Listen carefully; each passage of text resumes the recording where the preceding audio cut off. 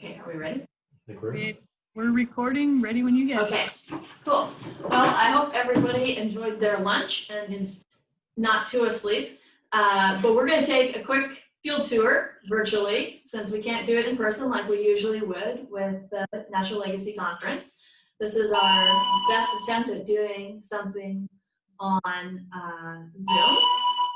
And, sorry, I need to stop.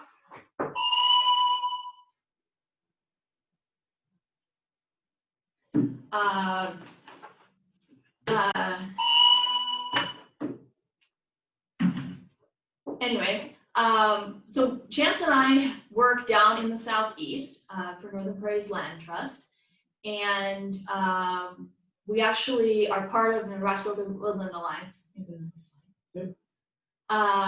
And we work with oak trees, which live a really, really long time. So this is a small snapshot relative to what's really the lifespan of an oak tree.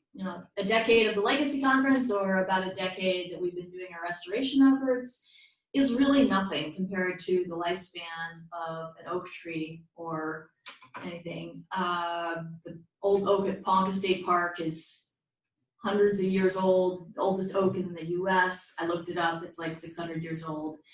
And so, it's all relative. We're just starting out, but a big problem with oak woodlands in Nebraska is that most of the time we don't see any oak seedlings. And so even though we see mature trees, which may have been there for quite a while and may still be around for quite a while, note how long oaks live, in the future, we would still like to see oak trees since they're so important to provide habitat for so many different wildlife species. And also just the conditions that support oak trees also support a lot of native plant diversity. So we have started with restoration efforts all over eastern Nebraska. Next slide. At the beginning, there was just work at Ponca State Park and Indian Cave State Park. The initial work began actually a little bit before I started. The first fire at Indian Cave was in 2008. And then they started invasive plant control efforts at Ponca and Indian Cave in 2010, and I joined the effort in 2011. But we will focus on the southeast because we work primarily in the southeast. And we started Indian Cave, but now the Nebraska Woodland Alliance, which Jerry Steinauer started in 2014, does oak woodland projects all over eastern Nebraska with a variety of partners, and also bringing in some other funding sources besides our own grants. And so we work with some state properties, state parks, wildlife management areas, but also private properties that want to do oak woodland restoration, and some other conservation entities or other organizations like Girl Scout and Boy Scout camps. And our projects are really scattered all over the place because I don't even know if you guys can see this coming clearly on your screens, but the tiny little dark green bits inside of some of those yellow areas are little strips of eastern deciduous oak woodlands. Of course, we are here at the very, very western edge of the range of eastern deciduous forest. So all we have in the state are some little tiny scraps. So we're trying to conserve what we can, but that's just the way it is in this ecosystem. And at Indian Cave, of course, is one of the biggest blocks of that. And we did start with some burning years ago, and then also we've done some hack and squirt thinning, which I'll explain in a minute. And it's really starting to show an impact. In this picture, you can see it looks like a really bad stitching two photos job, but it's not. This is actually how it looks at some of our fence lines now, where on the left we have no thinning and burning on the neighbor's property, and it looks pretty much like the way a lot of Indian Cave looked when we started. Very dark and shady, lots of leaf litter on the ground, not a lot of plants on the ground, really nothing for oak seedlings or anything else. And then on the right we have, and this is an area that's been burned 3 times. since 2014, and it was also thinned in 2014. It's had several years now to respond. We see a lot more vegetative growth, a lot more sunlight hitting the ground. There's starting to be some oak seedlings. And then, of course, one of the other very important things that we do is prescribe fires, which is an important step because you would never want to thin without burning, because everything likes sunlight just as much as an oak tree does. Next slide. This is the hack and squirt thinning that I mentioned. Chance has done the GoPro video of this just to give you the in-person experience, and then also the fires.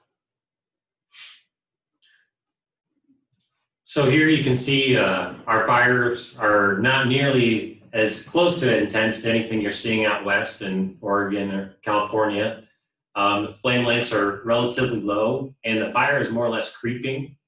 And here in this this area that's going on right now, it's burning. It's kind of a higher and drier area, so you kind of see more of a complete burn, which can be a bit atypical of oak woodlands.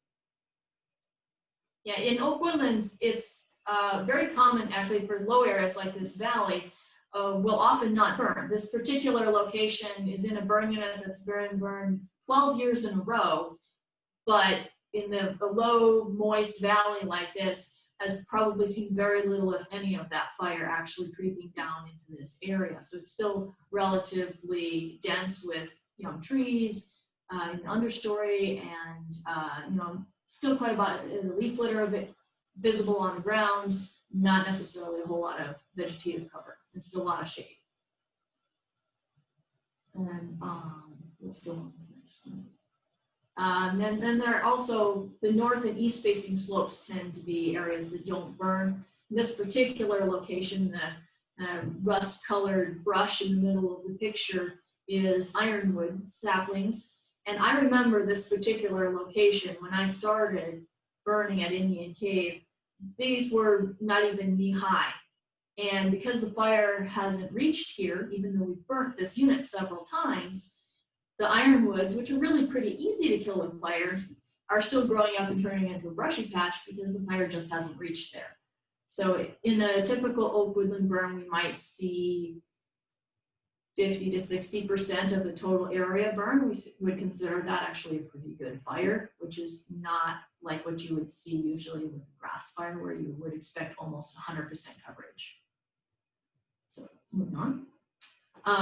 And in areas where it does burn really well, like this particular opening, if it weren't burning, you would expect an opening where there's a lot of sunlight to grow up and brush pretty quickly. But here, because it's in an area where we have burned over and over, it does keep the brush down, and it's able to fill in with more vegetative cover and some more desirable species, and just generally a higher plant diversity. And then here, this particular area, of course, on the ridge tops, as Chance mentioned in the fire video, the higher, drier areas do tend to burn better and more completely.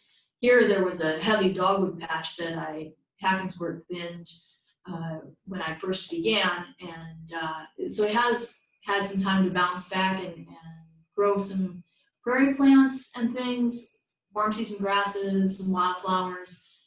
But you can also see that there is still some brush because this particular area hasn't been burnt in 3 years. And so it really highlights how important it is to stay on top of continued burning. And that's one of the things that we find is maybe that wasn't a historical fire return interval to burn annually, but because we've had 100 years of fire suppression, we have so much catching up to do that we really need to burn frequently, and in some cases add some thinning, that in order to catch up on all that brush that got established, in some cases with the thinning to take care of things that got established and are now pretty fire resistant, where they probably wouldn't have been when they were very small. But it's really important to stay on top of doing prescribed fires over and over and over again, especially in this restoration phase, because things grow back. There's a lot of energy in the root systems. Things that get top killed by fire sprout back very readily, And so burning over and over and over eventually wears down those root systems to where they finally stop sprouting back all the brush and the small trees that we didn't want and other things like that. Moving on. Okay, so as we said, we don't just work at Indian Cave anymore. We certainly learned a lot over the years in our restoration there, but we also are starting to work with many other sites. For example, this Girl Scout camp was one that began right at the beginning of the Nebraska Woodland Alliance back in 2014. They did their first thinning slide. And now you can see this oak woodland is really starting to come along very nicely. They've done a great job of following up with prescribed fires almost every year since they started, and starting to see some sunlight on the forest floor, nice vegetative growth, some oak seedlings. It's still a little early to see oak seedlings getting into sapling size, but they're making some excellent progress with a combination of fire and thinning, as opposed to the next site, which is an example of a church camp. Here, they've done a great job of burning. Go to the next slide. The forest floor here, though, is still pretty bare of green plants, lots of leaf litter. You can see the forest floor a lot.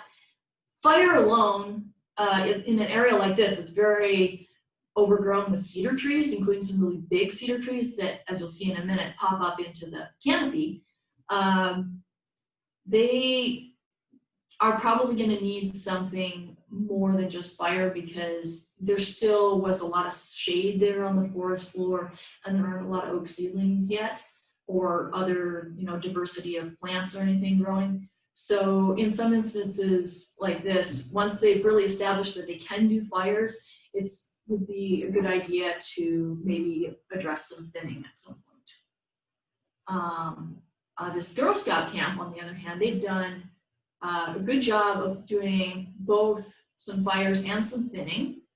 When it began, it was really heavily overgrown with cedars, and so we did some thinning of that mechanically.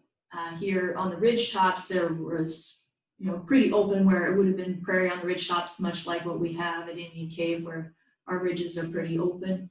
And then nice oak trees in the valleys, but still very heavily encroached with cedar trees. So it has opened up really nicely, and they have done some burning. We've also added some wildflower seeding on the ridge tops. And since the thinning and burning, they have installed a zipline tour, which we were privileged to do last week. And note how open the woodland is now. You can see some light to the forest floor. You can see between the trees. We've softened the edge between the trees and the edge of the grass, where it used to be a very hard edge.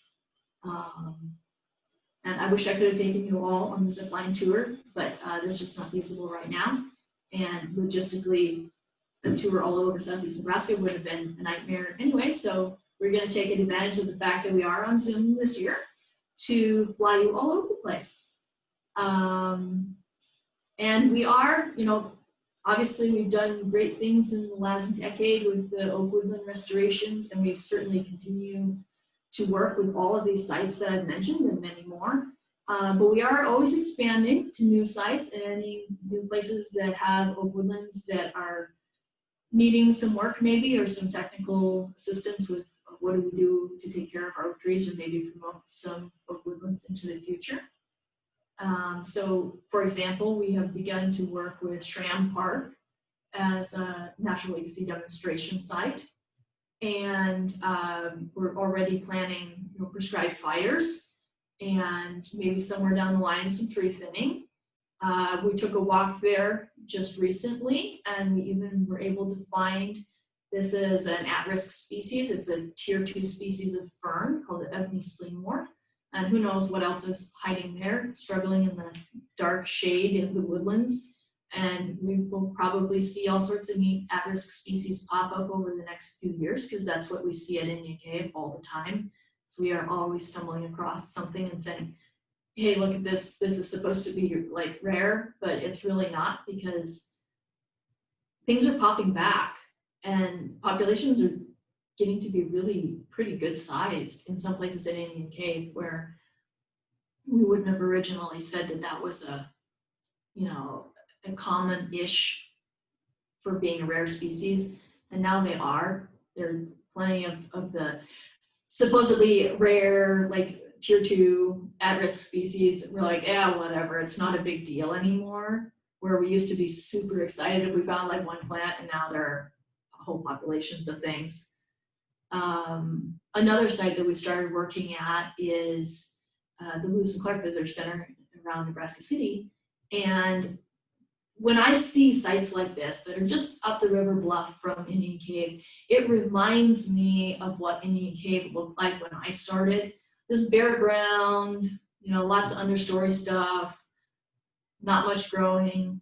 And it's really neat now looking back to, like, I remember Indian Cave looking like that. And when I see a site like this now, that's just a new site that I started working with this year, I know what to do.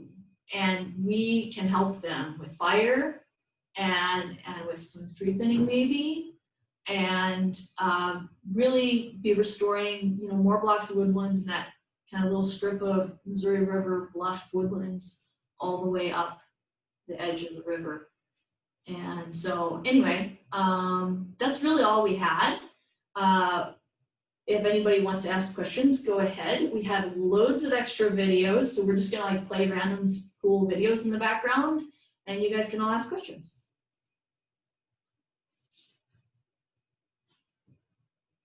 All right, so the first question, well, we had a comment about the zip line looking like a lot of fun.